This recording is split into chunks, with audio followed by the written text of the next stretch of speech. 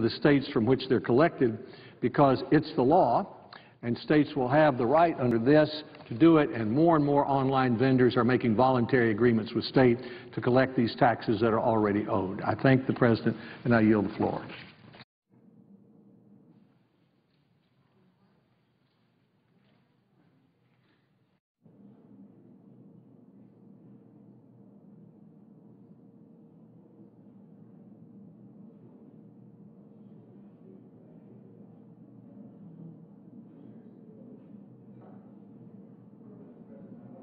To the quorum. The clerk will call the roll. Mr. Akaka.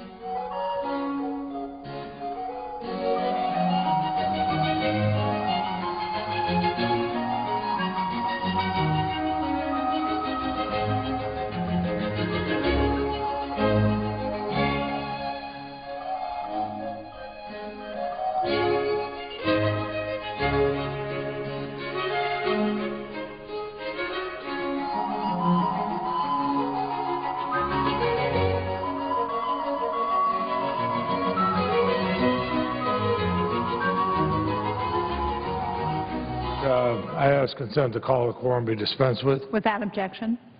Madam President, I've mentioned this to the distinguished Republican floor leader, and I would ask consent that I allowed to speak for a few minutes as in morning business.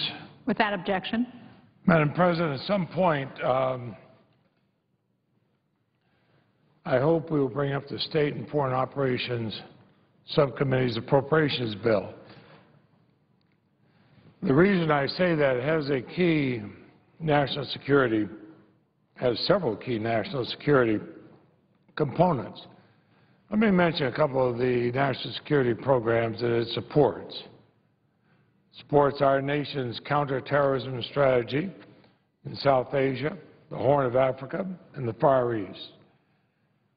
It responds to turbulent events in the Middle East and North Africa, even threats on the Mexican border. It combats transnational crime, piracy of intellectual property, and the denial of fundamental freedoms. It would promote access for U.S. companies to foreign markets. Very importantly, it would operate and secure our embassies and our consulates that serve millions of Americans while traveling and working and studying overseas. It preserves U.S. influence in key international organizations and alliances. And it responds to a massive famine in Somalia, floods, and other humanitarian disasters. And what we've had to do is do this and much more with a budget allocation that is $6 billion below the President's request. I worry, Madam President, that foreign aid today is a term often maligned and misunderstood. It's viewed by many as a form of charity or a luxury we can do without, or there might be a sizable part of the federal budget. Well, it's none of these things, as that list I've just talked about illustrates. These have never been Democratic or Republican issues. The funds in this bill determine whether the United States will remain the global leader it has been since the Second World War. Just 6 weeks ago, former President George W. Bush said, "One of the lessons of September 11 is that what happens overseas matters here at home. We face an enemy that can only recruit when they find hopeless people. And there's nothing more hopeless to a child who loses a mother, or a mom or dad to AIDS, who then watches the wealthy nations of the world sit back and do nothing." Former President Bush is right. In fact, his former Secretary of State, Condoleezza Rice, was equally blunt about the stakes involved. She said, "We don't have an option to retire, to take a sabbatical from leadership in the international community and the world. If we do, one of two things will happen.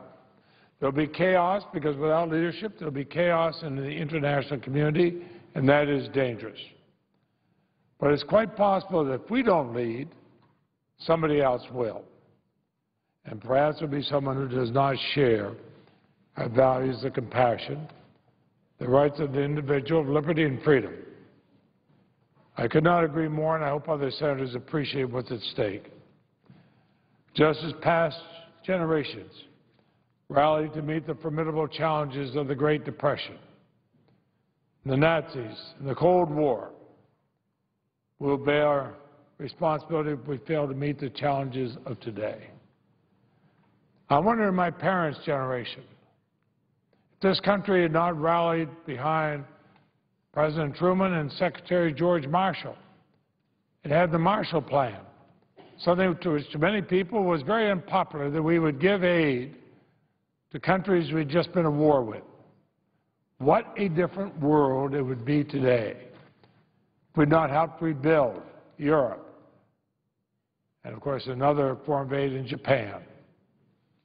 And it's no wonder that other countries, our allies and our competitors, are spending more each year to project their influence around the world and to compete in the global marketplace. Great Britain's conservative government is on a path to increase its international development assistance to 0.7% of its national budget. They might say, only 0.7% of its national budget? Of course, the United States is 0.2% of our national budget. And our leadership, the United States leadership, is being challenged unlike at any time since the Cold War. In Latin America, which is a larger market for U.S. exports than any other region except the European Union, our share is shrinking, while China's is growing. And it's the same story everywhere. There is simply no substitute for U.S. global leadership. The world is changing profoundly, and we can't afford to retrench or succumb to isolationism.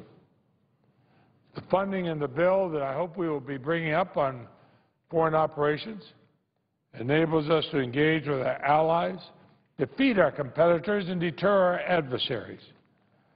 Now, it may be an attractive target for campaign speeches and for bumper sticker politics, but without it, we cannot meet the growing threats to our struggling economy and our national security. Our bill, which Senator Graham and I will, I hope, be able to bring to the floor of this body, is reported by the Appropriations Committee on a bipartisan vote at 28-2. It's $6 billion below the President's budget request. Scales back many Department of State and U.S. Agency for International Development Operations and Programs. It is going to force significant reductions in planned expenditures. I wish it did not, but I also agree that every single budget, because of the problems we have here, must show restraint. Now, I doubt there's any member of Congress, either party, either body, who does not care if the United States becomes a second or third-rate power. I think all of us in Congress expect the United States to lead, to build alliances, to help American companies compete successfully, to protect the interests and security of our citizens.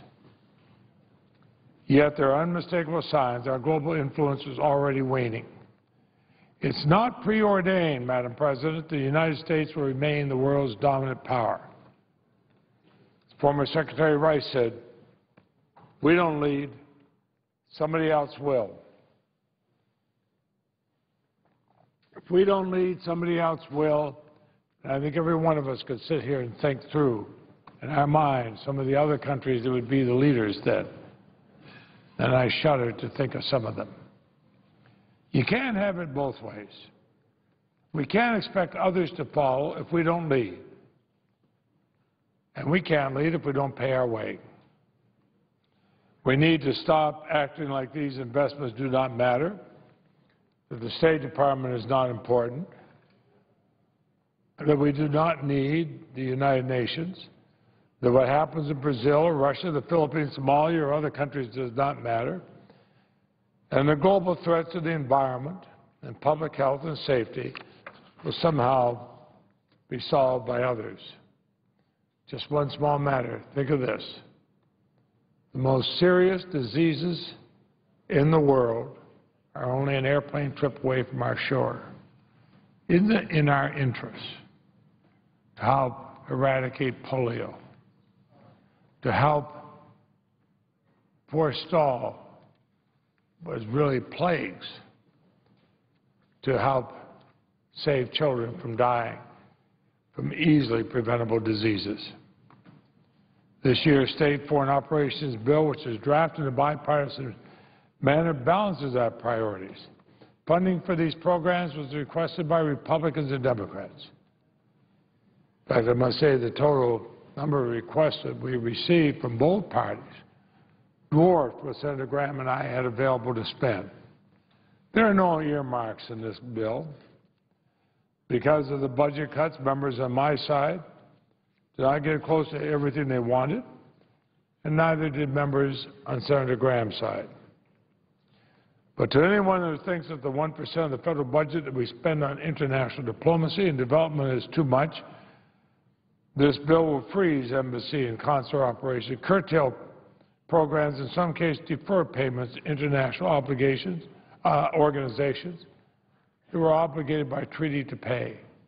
It's going to be interesting. In some countries, we're going to have to cut back our consular services or our embassy services while our competitors increase theirs, hoping to pick up the markets for their country's goods that we won't be able to compete for American goods.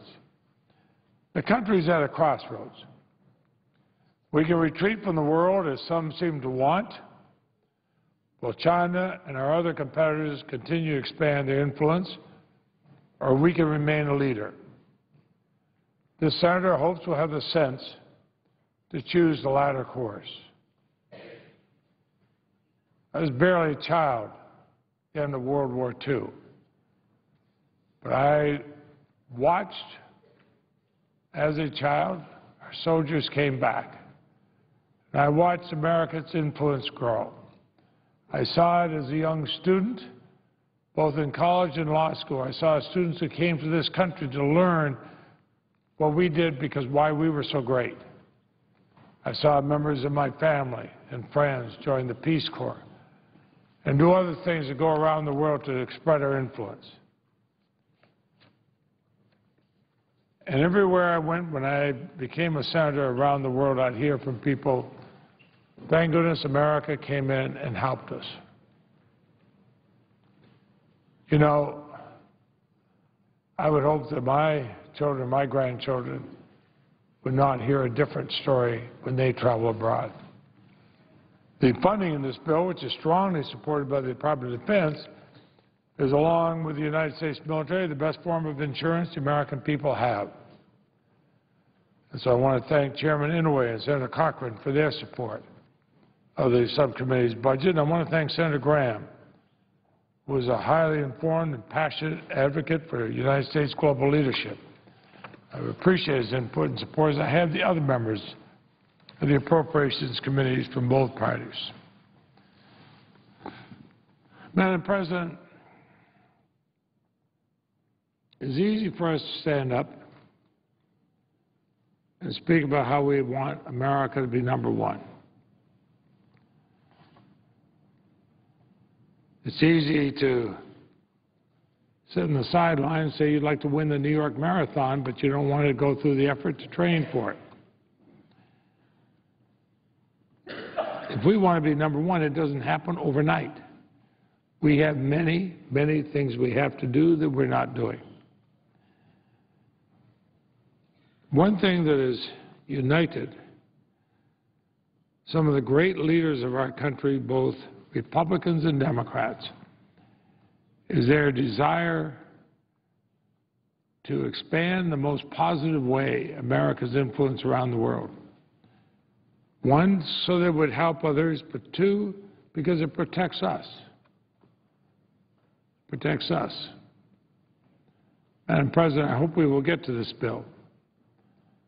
I hope we will not, if we do, I hope we will not find ourselves tangled in knots with the sloganeering or special interest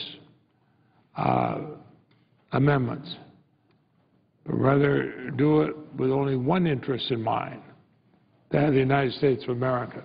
Madam President, I would yield the floor and suggest the absence of a quorum. The clerk will call the roll. Mr. Akaka.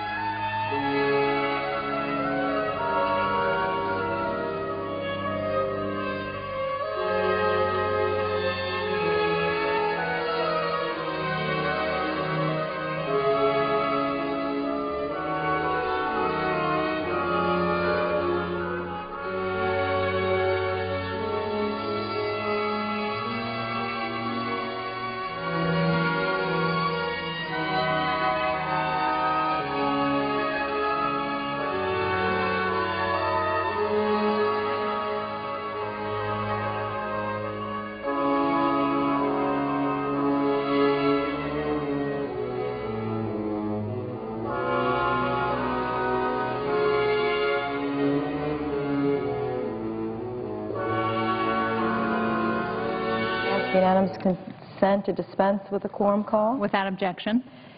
Thank you. Madam President, I rise to speak for just a few moments on a very special anniversary that we're celebrating, not just here in Washington, but around the country, and that is the 40th anniversary of the Close-Up Foundation. Familiar to us all, it is a foundation that was started in 1971. Close-Up has worked for 4 decades to promote responsible and informed participation in the democratic process through Washington-based civic education programs and classroom publications. I had the pleasure myself, Madam President, of participating in one of the first ever Close-Up programs back in 1972. So I was the second year when the program was in its fledgling stage. Little did I believe then or know then that I would be a member of the United States Senate, but I can remember the tremendous impact that that program had on me at that age. It was the first time I had ever visited Washington, D.C., and I can tell you without the Close-Up program, I probably would not have made that trip until many years later. But it made a lasting impression on me, and I believe gave me some idea back then of a potential career in public service. So I am very proud to be an alum of this important program, and I'm delighted to help celebrate that tonight later at a reception for the 40th anniversary, which is today. Close-Up's mission is to inform, educate, and inspire young people to be active citizens in our democracy. Close-Up seeks to create a generation of Americans that exercise their rights and accept the responsibilities of citizenship. Each year, Close-Up serves thousands of high school and middle school students and their teachers on Washington-based government and citizenship education programs. These programs demonstrate that an active citizenry is necessary for the perpetuation of our democracy, and they provide students with the knowledge and skills to participate firsthand, hands-on. Seeing is believing, being here in Washington, seeing the buildings, experiencing firsthand the ways the Senate and the House operate, seeing the Supreme Court in action leaves a lasting impression, believe me, on these students. Since the 1970s, I know that my colleagues will join me in the pride that 750,000 students and teachers from around the country have participated in Close-Up programs. Participating students return to their schools and share with their classrooms, with their student bodies, what they learned and experienced. So while we've had 750,000 students participate, we have directly touched millions of students and teachers and family members as these students go back and relay their very fine experiences. Students who participate in Close-Up Washington travel to our nation's capital, usually for about a week, join with their peers from all over the United States to live and learn together during an intensive, inspiring, and skill-building program. The program is designed to enrich students' knowledge of the basic concepts and institutions of the federal government, an important part of our democracy, and to develop a practical understanding of the process of the democratic political system and the role of citizens in this system, which is central, as you know. To engage students, expert instructional staff use best practices and methodologies, including role modeling, small group discussions, stimulations, and student-driven interaction with key policy experts. In other words, Madam President, this isn't just a tour of Washington. It's not just a tour of the buildings. It's an interactive, hands-on experience for young middle school and high school students to really have a better understanding of how their government operates. And if you think about it, you know, they understand by maybe reading the paper and talking to friends how their local government operates. They get a sense of how their state governments operate, but without a real opportunity to visit the nation's capital, which many of these students might not have, how will they really get a feel for what goes on here, which is very, very important. Each year, Close Up Washington program participants engage in 1,000 meetings with members of Congress and their staffs on Capitol Hill. Our Capitol's institutions and historic sites are used as classrooms to help students explore the links between history and contemporary political issues. It brings it alive to them. It makes it real for them, and that's why it's so important for us to continue this program. Students also learn and practice the habits of active, effective citizenship with an intense emphasis on civil discourse. I think, and finally, Madam President, one of the most important and commendable aspects of the Close-Up program is its accessibility to economically disadvantaged students. And I want to take a minute to stress this. There are many programs that are sponsored directly or indirectly by the federal government that allow students to come to Washington. And then, of course, there are many privately funded activities. But this is the only federal program that I know that really reaches out in a special way to students that would be unable to come under any other circumstance. They just couldn't afford it. Their families can't afford it. And so it would be out of reach for many of them. That's what's so important about Close-Up. The other important thing, it's not just for the kids in the class that are 4.0 students. Many students come here on academic scholarships, or they're chosen because of their academic prowess. This is really for the average kid, as well as those that are academically achieving academically. But it's for the average kid, the kid that we depend on to be our citizens for the future. And so because of that, it's especially important for us, I think, to continue this opportunity. Close-Up provides a diverse program experience for its participants and has provided over $100 million in fellowship assistance to students and teachers from underserved communities through public funding and a committed network of corporate and philanthropic donors.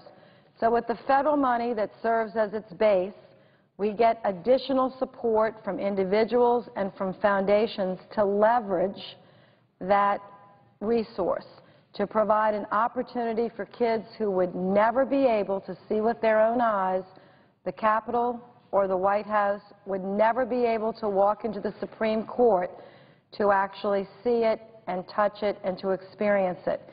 If it sparks an interest in 1/4 of the children that come, that would be great. But I think it sparks an interest in almost 100% of them in some way. When they leave here, they're forever changed in a positive way and can become real active participants in this democracy.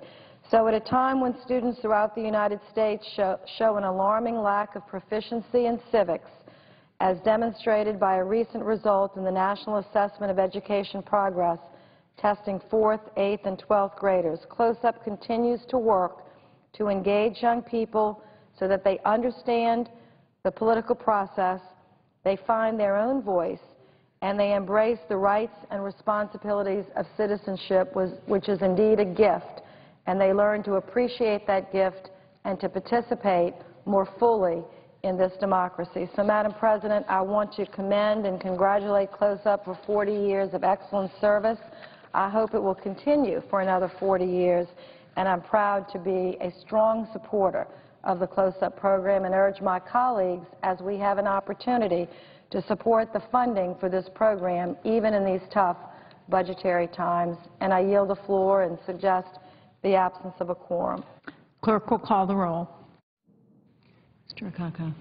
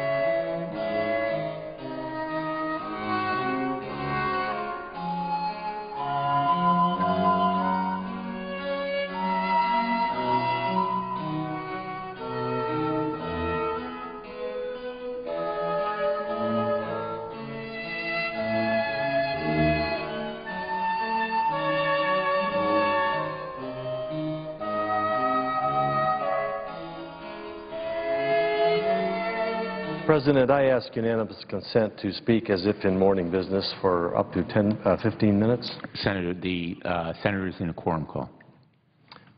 Mr. President, I ask for vitiation of the quorum call. Without objection. And now I ask unanimous consent to speak for up to 15 minutes as if in morning business. Without objection. I thank you, Mr. President. Mr. President, we've been seized with obviously pressing issues and emergencies, and I fear that we have not been paying enough attention to the issue of Iran and the growing nuclear threat posed by that country. The recent release of the report by the International Atomic Energy Commission has returned the Iran nuclear issue to the front pages and hopefully to the top of our list of priority issues that need to be discussed and need to be evaluated. The IAEA nuclear watchdog, which I visited last March with a group of members of the Senate and House Intelligence Committees, has never been an instrument of U.S. policy. In fact, it's often offered perspectives contrary to America's views or preferences and has rigorously defended its objectivity independent of individual governments. And therefore, I think this latest report has all the more weight that we should give serious consideration to. So this objective organization of nuclear experts has had unrivaled access to information and sources within Iran. It stripped away the veneer of ambiguity and uncertainty about Iranian efforts to develop nuclear weapons. Iran is after the bomb, and we all know it. We can see the proof in this IAEA report, including compelling detail about Iran amassing fissile material, designing explosive trigger devices, and developing delivery systems. The report details the way in which Iran has relentlessly pursued this objective over the years and from whom it has obtained assistance. The report also shows that our own intelligence community's official estimate in 2007 that Iran had suspended these activities in 2003 was wrong. The activities to design nuclear weapons soon resumed and are continuing now. Ironically, it seems that efforts to slow down or halt nuclear weapons development through sanctions or even through computer viruses have only had minimal or temporary effect. Many have been unwisely comforted by such delays and therefore have been less focused and less determined to find real solutions to this mortal security threat. Also, we have been mistakenly reassured by the contention that Iran has not yet made the political decision to actually assemble nuclear weapons. This potentially could be one of the most dangerous delusions of all. As I have repeatedly said from this floor and during my tenure at the Bipartisan Policy Center, a nuclear weapons-capable Iran is nearly as dangerous as a nuclear-armed Iran. An Iran that has spent years secretly pursuing, and now we know successfully, the technologies, the expertise, and materials required to create nuclear weapons is a threat to the United States and to the world. Facing this imminent danger now, with ample verification from the IAEA that our anxieties are well-founded, is absolutely essential. It is no longer possible to avoid the hard choices or defer to the administration's decisions. In my opinion, there are only three ways we can respond to this threat. We can accept the inevitability of a nuclear Iran and learn to live with it, to tolerate and try to contain this new Iranian power. Secondly, we can reluctantly take up the military option to remove the threat, an option three presidents have confirmed has always been on the table.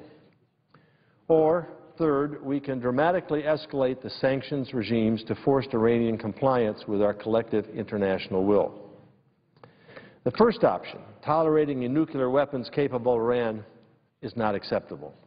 As I said, three previous U.S. presidents have unequivocally stated this.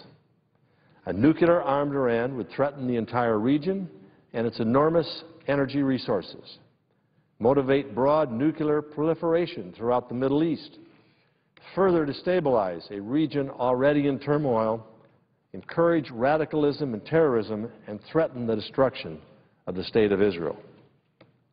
This last danger alone, to which Israel, as a last resort, would most certainly respond to ensure its survival, compels us to be clear-eyed and determined to find a viable solution. Toleration, I would suggest, is not a solution. The second option, military action, while always posed as a last resort following the failure of all other efforts, it must, in my opinion, remain on the table. Our nation and the international community as a whole must see with vivid clarity what measures remain should our other efforts continue to fail. And the Iranian regime must be especially non-delusional about those potential consequences should it not change its behavior. Indeed, to make all our efforts to find a solution credible, the military option itself must be entirely believable. It is also essential to note that military options are not ours alone. There is broad open discussion now in Israel and elsewhere about whether Israel itself should act to remove this threat to the survival of their state. This also must be part of our own policy calculation. As former Secretary of State Condoleezza Rice said in a television interview this week, and I quote, "I don't have any doubt that the Israelis will defend themselves if the Iranians look as if they really are about to cross that nuclear threshold," she said. If there is any remaining doubt that the United States should not tolerate a nuclear Iran, I think we can assume that Israel may not.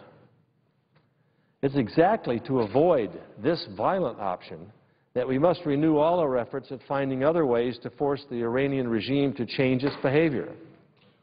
And that includes compelling persuasion to convince our friends and allies, in China and Russia as well, that united efforts are essential.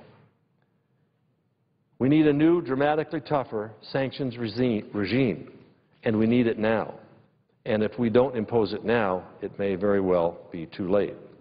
Now, I say this, Mr. President, with some real reservations about whether any new sanctions can persuade the Iranian regime to change its policy. If we truly believe a nuclear weapon-capable Iran is unacceptable, then the only logical response is to at least prepare for a strike and send the signal that the United States is prepared to act on what has been deemed by, as I said, 3 presidents as unacceptable. I think it's contrary to U.S. interest to try to outsource this task to the State of Israel. But I also think the long-term danger is far greater than the serious but shorter-term negative consequences of a strike. Having said that, this force option needs to be carefully considered, and I think we need to continue whatever efforts we can make to prevent us from having to ultimately choose that as our only option. So I am suggesting a new, dramatically tougher sanctions regime. It's going to have to be imposed very, very quickly. Publicly released information clearly indicates that Iran is much closer to nuclear weapons capability than previously acknowledged. We must use the full focused power of our diplomatic instrument, not to persuade Iran, that's clearly been a total failure to date, but to persuade other nations that immediate, tough new international sanctions are the only way to prevent us from having to go to an option which none of us wishes to go to. We must convince other reluctant nations to make different calculations about their own self-interest in this matter. If other nations, including China and Russia, come to realize that a nuclear Iran truly will not be tolerated, and that new developments bring us closer to a military solution and its unforeseeable consequences, then they will hopefully come to different conclusions about how their own interests can best be served. Our allies and friends, once they come to accept the reality of our firm determination to neither tolerate a nuclear Iran nor remove the military option, will increase their own commitment to the sorts of sanctions regimes that are now essential. This, in turn, will show the Iranian regime at last that they face a truly united, truly formidable, and genuinely firm coalition, entirely devoted to preventing them from having nuclear weapons at their disposal. Only then will we have a chance to force the regime to change its behavior. So far, as I said, sanctions are simply not achieving the desired result. Those who point to their modest effect actually harm the broader effort, because those effects deflect our determination to force a real change in Iranian behavior. Sanctions may have reduced Iranian GDP by 1 or 2 percentage points and may have forced the regime to find creative ways to avoid them. For example, I understand that as official banks have been subject to sanctions, many banks have miraculously privatized. There's absolutely no evidence anywhere that these sanctions have actually forced the regime to change its behavior regarding its nuclear ambitions. And now we learn from the IAEA report that these sanctions also have not been serious obstacles to the technological, commercial, and scientific activities focused on acquiring nuclear weapons capability. We simply must do much more, and we must do it now. I'm co-sponsor of a bill, S-1048, which is intended to further tighten the noose on the Iranian regime. I will continue to support those measures, but in light of this new information from the IAEA, I am in favor of even greater sanctions pressure. I've signed a letter to the President calling on him to use his prerogatives to impose sanctions on the Iranian Central Bank. Many have opposed that option because it could constrict global energy supplies, increase oil prices, and would be ineffective if not supported by other nations. According to media reports, the administration itself decided, just days before the release of this IAEA report, to take central bank sanctions off the table for these reasons. This was, I believe, a serious mistake, and those judgments, I suggest, should be reconsidered. When the reality of this imminent threat to global security is clear, when all nations reflect on the consequences of military action against Iran, and when a well-designed, comprehensive new sanctions regime with real teeth is presented to them, we will have the determined coalition we need to avert the disastrous consequences of our failure to prevent the unacceptable. Mr. President, with that, I yield the floor.